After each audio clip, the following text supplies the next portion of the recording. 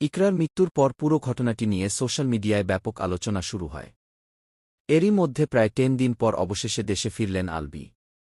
সেদিন বিমানবন্দরে তাকে দেখার জন্য অনেকেই অপেক্ষা করছিল। দীর্ঘ সময় বিদেশে থাকার পর দেশে পা রাখতেই আলভিকে কিছুটা ক্লান্ত এবং চুপচাপ দেখা যায়। এয়ারপোর্ট থেকে বের হওয়ার সময় তিনি খুব বেশি কথা বলেননি।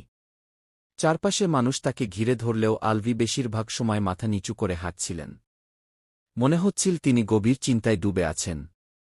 মাঝে মাঝে কেউ কিছু জিজ্ঞেস করলে শুধু ছোট করে উত্তর দিচ্ছিলেন। একটি মুহূর্তে দেখা যায় এয়ারপোর্টের বাইরে দাঁড়িয়ে তিনি কিছুক্ষণ ফোনে কথা বলছেন। সেই সময় তার মুখে ছিল গম্ভীর ভাব। অনেকেই বলছিলেন হয়তো পরিবারের কারো সঙ্গে কথা বলছিলেন তিনি। এরপর গাড়িতে ওঠার আগে আলভি হঠাৎ কিছুক্ষণ থেমে চারপাশে তাকান।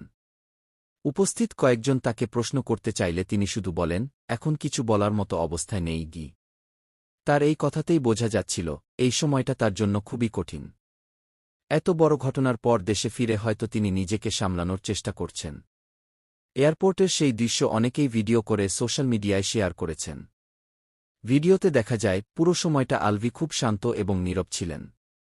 ঘটনার পর থেকে মানুষ নানা প্রশ্ন তুলছে, নানা আলোচনা চলছে।